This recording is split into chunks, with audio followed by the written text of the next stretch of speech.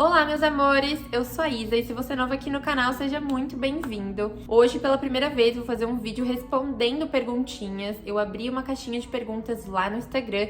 Inclusive, se você ainda não me segue, já me segue lá. E eu quero responder aqui, que são perguntas assim mais gerais e que eu recebo pelo menos uma todas as vezes que eu abro caixinha lá no meu perfil no Insta. Então, assim, sem mais delongas, bora responder porque eu tô muito animada. Eu adoro conversar, que vocês já sabem. Então, vem comigo. Isa, como que você e o Rô estão lidando com a distância? Essa é uma pergunta que, assim, eu não recebo toda hora, mas como eu estou no Brasil, eu quero responder ela. Então, assim, é meio que lidando, gente. Eu, na verdade, odeio relacionamento à distância, só que no nosso caso, é mais uma questão de que eu tô vindo visitar minha família, tô passando aqui umas férias, um pouquinho maiores do que esperado, mas, assim, relacionamento à distância não é fácil. Pra quem não sabe, eu e o Rô já namoramos à distância mais de um ano aí, e não é fácil, teve término sim, e tipo assim, eu acho que é questão de você realmente querer alguma coisa. Então, um relacionamento à distância, o segredo, na minha opinião, é você querer muito, não só você, como seu companheiro ou companheira também. Então,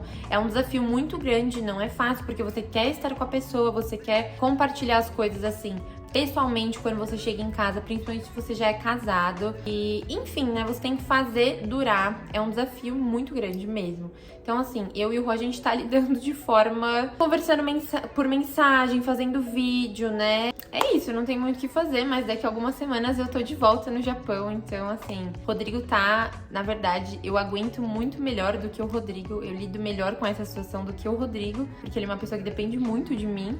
Mas, de forma geral, a gente tá dando nosso jeito aí, gente. A outra pergunta é se nós pretendemos nos fixar no Japão ou no Brasil. Eu recebo diversas perguntas assim, tanto na minha direct, no meu direct, quanto na caixinha, quando eu abro. E, gente, a real é que não tem como eu responder pra vocês. Eu e o Rodrigo, a gente tem planos, óbvio, né? Mas, assim, são planos que mudam de acordo com uma fase da vida. Enfim, eu nem gosto, na verdade, não só pra vocês, mas assim, eu não gosto de compartilhar o que a gente pensa em fazer, porque muda muito. Por exemplo, o Rô é uma pessoa que ele muda toda hora de ideia, ele cada hora quer uma coisa, entendeu? Então, assim, é até ruim eu ficar compartilhando, porque eu vou criar expectativa, eu vou criar em cima de uma determinada situação, vocês, a minha família. Então, assim, na verdade, a gente não tem nada fixo, nada planejado. E se a gente tiver aí alguma ideia futuramente de ir pro Brasil, de voltar pra cá, de fato, ficar aqui no Brasil de vez, né? Ou ir para outro país, eu vou compartilhar com vocês toda esse processo, essa etapa, enfim, a decisão toda. Mas por enquanto não temos nada certo. Espero que vocês tenham entendido isso que eu quis dizer. Qual formação precisa para ser professora de inglês? Eu também recebo muito essa pergunta, porque é em relação ao trabalho de babá e de professora de inglês. Resumidamente falando, para quem não sabe, eu era professora de inglês no Japão, era e sou babá no Japão, era porque eu parei, né, porque eu tô aqui no Brasil, mas eu sou ao mesmo tempo, enfim, tenho parceria com a agência, vocês já sabem disso. Então, assim, para você ser professora no Japão, não necessariamente precisa de uma formação. Não só no Japão, tá, gente? Até mesmo aqui no Brasil, em algumas escolas, você não precisa de formação, você só precisa falar inglês fluente. Mas não são todas as escolas, né? Não são em todas as escolas que você precisa ou não precisa. Então, por exemplo, às vezes você tem a formação de, sei lá, de marketing, você é formada em publicidade e propaganda e você fala inglês fluente. Você tá no Japão e você quer arriscar essa área, então você pega e faz uma entrevista, né? Geralmente eles pedem experiência. Se você não tem experiência, a escola vai da escola, do lugar, te aceitar ou não, te dar essa oportunidade de ter uma experiência como professora. E tem escolas que pedem que você tenha formação, sei lá, em letras, que você tenha um curso de inglês, uma graduação. Então você é formada em letras e tem especialização, sei lá, mestrado, doutorado, whatever que seja, em inglês. Ou então que você é pedagoga, sabe assim? Então vai depender muito da escola, do ensino. Pra dar aula de inglês em escola japonesa, eu não tenho a menor ideia do que precisa. Se eu falar aqui vai ser abobrinha, porque pode ser que seja isso ou não. Mas pra dar aula, por exemplo, em escola internacional, é isso que eu falei. Tem escola que vai pedir que você seja formado, tenha uma formação, tenha um certificado. Já falei aqui japonês adora um certificado. Então, assim, quanto mais certificados você tiver, quanto mais comprovação você tiver, melhor vai ser pra você, pra sua carreira. Inclusive, eu já tenho um vídeo aqui no canal respondendo perguntas sobre ser babá no Japão. Não é sobre ser professora, mas e também nos stories, acho que tem no meu destaque, tem lá. Se não tiver, eu vou organizar pra ter lá também, ou então abrir uma caixinha e responder só isso. Enfim, do que mais sentiu falta do Japão estando no Brasil? Na verdade, essa pergunta é só porque eu tô no Brasil, né? Mas, gente, eu tô sentindo falta de muita coisa. Eu nem imaginava que eu ia estar sentindo falta de tanta coisa igual eu estou. E uma delas de fazer tudo a pé. Ah, Isa, mas eu faço tudo a pé em São Paulo. Gente, eu não sei explicar, eu sei que é diferente. O que você sente é diferente, o que você faz. Quem tem iPhone vai saber. Tem um aplicativo que se chama Saúde, lá você consegue ver quantos passos você dá por dia. Gente, aqui no Brasil eu não tô dando nem metade do que eu dava no Japão. Então, assim, eu sinto muita falta disso. Eu sou uma pessoa mega, extremamente independente. E eu sinto que aqui, por São Paulo ser uma cidade muito grande, e, né, tem metrô, tem trem, enfim, essa não é a questão. Tem ônibus também que funcionam super bem, mas eu sinto que eu andava mais lá pra lá e pra cá. Não sei se é por conta da segurança também. Enfim, aqui eu sinto que eu sou dependente de carro, seja da minha mãe ou seja táxi. Eu aqui em São Paulo, eu só ando de táxi, de carro, então, sei lá, eu tenho essa sensação aí. Então, uma das coisas que eu sinto falta, estou sentindo, é de fazer tudo a pé, de bicicleta, né? Outra coisa também que eu tô sentindo falta é do trem, gente. O transporte público no Japão não tem igual, cara. Sou cadelinha do transporte público no Japão e eu tô sentindo muita falta dos trens, que você vai pra tudo quanto é canto, pra qualquer lugar que você for, tem uma estação, seja ela pequena, grande, enfim, tô sentindo falta disso também. E de loja de conveniência, os famosos combines, que você vai e encontra qualquer coisa, eles estão abertos 24 horas por dia, é diferente de um mercadinho aqui em São Paulo, sei lá, mercadinho de bairro, ou até mesmo loja de conveniência de posto, aqui é completamente diferente, né, vocês sabem. Enfim, então essas são 3 coisas que eu tô sentindo falta, com exceção do Rodrigo, né, gente, mas são 3 coisas que eu tô sentindo muita falta. Você morou no Japão ou mora no Japão, você sabe Nihongo. Pra quem não sabe, Nihongo é japonês, tá? Em japonês. É japonês em japonês. Mas então, respondendo essa pergunta, eu moro no Japão atualmente. Eu tô no Brasil, né? A passeio, férias, trabalho, enfim, mais de férias do que trabalho, mas eu moro no Japão, sim, já faz 4 anos que eu moro no Japão com meu marido, Rô, e eu falo japonês muito básico, gente, eu preciso voltar a estudar japonês, inclusive já compartilhei uma das metas aqui, esse ano eu vou voltar a estudar japonês, agora a partir do 2º semestre, quando eu voltar pro Japão vou focar, enfim, pra me abrir oportunidades, porque, gente, nada melhor do que estar no Japão e aprender japonês no Japão. Eu fiz curso quando eu cheguei, mas eu parei, depois eu estudava por conta e acabei deixando de lado por questões de trabalho, tempo, enfim, e prioridades, não era minha prioridade na época, mas eu sinto falta e é essencial que você saiba japonês pra morar no Japão, né, gente? Quando você fez seu intercâmbio de inglês, você tava em qual nível de inglês? Eu recebo muito essa pergunta. Pra quem não sabe, quem é novo não sabe que eu estudei fora. Antes de morar no Japão, eu morei na Austrália por 6 meses, eu fiz intercâmbio lá. Antes de ir pra Austrália, eu sabia muito básico do inglês. O que eu sabia era de escola, o que eu escutava em música, assistia seriado, enfim.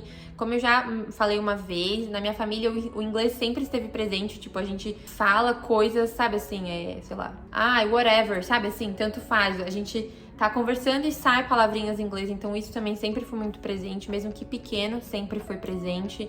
Minhas primas sempre falaram, minha tia, minha mãe, meu pai, enfim. Então, o inglês sempre foi uma língua que eu já tinha um certo domínio, uma compreensão, mas eu não tinha a fluência, né? A fluência que eu considero é quando você consegue conversar, tipo, essa conversa que eu tô tendo com vocês em inglês. Eu consigo fazer isso hoje, entendeu? Então, assim, quando eu fui pra Austrália, eu não conseguia, eu tinha medo, tinha vergonha, insegurança.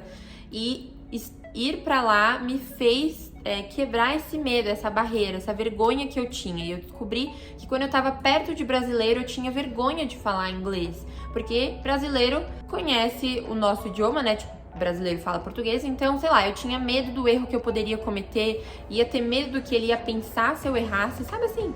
Viagem da cabeça. Então, eu acho que ir pra Austrália foi essencial, mas respondendo a pergunta, e quando eu entrei, quando você vai fazer intercâmbio, né, e você chega na sua escola, que você vai estudar, enfim, no país, você tem que fazer uma prova pra eles saberem o seu nível, pra você poder entrar de fato nesse nível e poder continuar crescendo, subindo de nível. Eu entrei no intermediário, mas assim, se eu pudesse, eu teria pulado um nível, tipo, pulado não, eu teria voltado um nível, então eu teria entrado no iniciante avançado. Ai, sei lá, não lembro quais eram as categorias. Um antes do intermediário. Por quê? Porque eu acho que eu teria tido uma base melhor, mas isso não significa que eu entrei no nível errado, entendeu? Eu só acho que por ter entrado no intermediário, eu pulei algumas bases porque eu tava no intermediário. Mas se a escola disse que eu era intermediário, de fato eu tinha esse nível para estar no intermediário. Então, eu entrei na minha escola estando nesse nível e eu saí de lá no avançado. Ai, gente, eu não lembro. Eu não sei se foi no intermediário avançado ou se foi no avançado. Eu acho que foi no intermediário avançado. Mas porque você troca de nível, eles fazem a prova de troca de nível a cada 2 meses. Como eu fiz curso 5 meses, não deu tempo de fazer para outro, entendeu? Mais à frente. Se eu tivesse ficado mais tempo, consequentemente eu teria avançado muito mais. Mas eu acho que a questão aí foi eu conseguir me comunicar. Então eu tinha bastante amigo árabe, por exemplo, e pra me comunicar com eles, eu tinha que falar inglês, não tinha outro idioma pra gente se comunicar ali que ambos falassem, entendeu? E também depois que eu fui pro Japão e eu comecei a trabalhar com estrangeiro, isso me fez poder, como fala? Tipo, melhorar ainda mais, sabe? Trabalhar de babá. Gente, eu sempre estudei sozinha inglês, porque é um idioma que eu gosto. Então, às vezes eu pegava e ficava assistindo vídeo no YouTube. Eu nunca parei, de fato, depois do meu curso de inglês, pra fazer alguma coisa. Mas, assim, eu sempre fiquei estudando muito por conta. Vendo vídeo, escutando música. Eu sempre li muita música. Muita. Então, isso ajudou muito com vocabulário, pronúncia, o meu listening, enfim, gente. Esse assunto é muito longo, né? Se vocês quiserem, comenta aí, eu posso falar mais sobre isso, porque, assim, eu gosto muito de falar sobre isso. Como você lida com sentimentos, emoções, estar longe da família? Gente, é uma coisa muito difícil pra mim. Eu sempre falo no Insta, né? Eu tenho uma conexão muito grande com a minha família, eu sou muito próxima, eu sou muito unida. E pra mim é extremamente difícil, é uma coisa que eu falo na minha psicóloga quase todos os dias. Eu sinto culpa por morar fora, muita culpa. Eu fico com esse sentimento de culpa, foi uma decisão minha? Foi. Ninguém me obrigou, está me obrigando a estar no Japão? Sim, mas assim, é uma culpa que eu não sei explicar, então é uma coisa bem difícil de lidar. E são consequências. Uma vez que você escolhe morar fora, você vai perder momentos da vida, aniversários. Se você perder alguém, né? Deus me livre que você perca alguma pessoa, mas assim, algum familiar, algum amigo, você não vai conseguir pegar um avião e voltar de imediato e mudar isso, entendeu? Então você vai estar longe, sim, de várias coisas, mas assim, ônus e bônus, sabe, gente? Não, infelizmente é uma coisa que é muito difícil de lidar. Para algumas pessoas lidam de forma mais simples, mais fácil, e outras, assim como eu, batalha até hoje, mesmo depois de 5 anos morando fora. Não é fácil, posso dizer para vocês que não é fácil e que cada um lida de um jeito. Foi uma decisão difícil ir pro Japão? Gente, não foi, porque eu e o Rô estamos juntos, esse ano vai fazer 11 anos, né, apesar de alguns términos aí. E assim, eu sempre quis casar com o Rô, eu sempre fui apaixonada, apaixonada pelo Rodrigo. Então assim, era uma coisa que zero foi um problema. Então assim, surgiu a oportunidade, na verdade, eu tentei ir como turista, não deu, então a única opção seria casar e zero foi um problema, tanto pra mim, quanto pra ele, quanto pras nossas famílias, porque, cara, Isabela e Rodrigo sempre foram um só, entende? Então, não foi problema nenhum, não foi difícil por estar longe da família, mas assim, não foi um problema real, gente. Como você começou a sua vida na internet? Eu comecei em 2020. Foi logo depois que começou a pandemia. Acho que muita gente começou na internet depois disso, né? A real é que eu sempre tive vontade, muita, sempre, tipo, zoava nos close friends com as minhas amigas, enfim, no Snapchat na época. Só que eu nunca tive coragem, sabe? E aí uma das minhas amigas, a Maíra, beijo Má, ela sempre me incentivou, sempre falou. Ela escreveu uma carta, inclusive, depois eu posso até mostrar pra vocês, dizendo que, antes de eu ir pro Japão pela primeira vez, dizendo que eu me tornaria uma blogueira famosa. E, gente, hoje eu de fato já estou mais conhecida. Não me considero famosa ainda, tá bom? Não estou aqui falando que eu sou famosa.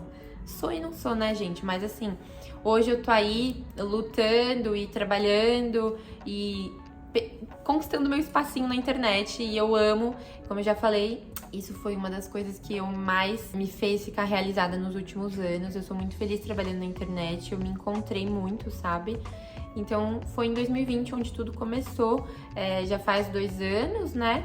E é isso, comecei no Japão mesmo. Em que ano eu fui pro Japão? Eu fui pro Japão em 2018. 2017 eu fui pra Austrália, voltei em 2017 mesmo.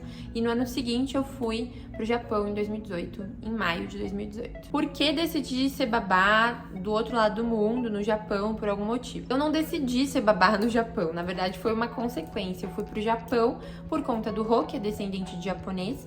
E quando você vai pro Japão, você precisa trabalhar com alguma coisa, né? Na vida, você precisa trabalhar com alguma coisa. Mas eu trabalhava em fábrica e, assim, eu fiquei quase 2 anos trabalhando em fábrica até um momento que eu falei, cara, isso não é pra mim. Porque eu não queria mais trabalhar em fábrica, eu não queria essa vida, eu queria crescer, eu queria poder ser independente, ter meu próprio negócio. E então que eu decidi sair e procurar um emprego. E foi aí que eu encontrei ser babá e professora de inglês na internet. Eu não sabia que era possível ser babá no Japão. Eu fui babá na Austrália. E assim, antes que me perguntem, não tem au pair no Japão, tá? Não existe isso. Existe o fato de você ter, de repente, uma cidadania italiana, alguma cidadania, um passaporte europeu e conseguir ir para o Japão através daquele Working Holiday Visa, né? Mas assim, não tem como você ser au pair igual você consegue nos Estados Unidos, tá? Eu só consigo trabalhar de babá no Japão porque eu já tenho um visto de residente que me permite trabalhar. Então, resumindo, eu não fui pro Japão pra ser babá. Hoje eu sou, mas não fui pra isso. Gente, acabaram as perguntas. Foram 11 perguntinhas, acho, né? Responderia mais se tivesse aqui, mas ia dar um vídeo do quê? De 2 horas, porque eu falo pelos cotovelos. Enfim, mas é isso, gente. Depois eu faço outro vídeo gravando outras perguntas, atualizando as perguntinhas. E muito obrigada por quem mandou lá no Insta. E é isso. Um beijo e até o próximo vídeo.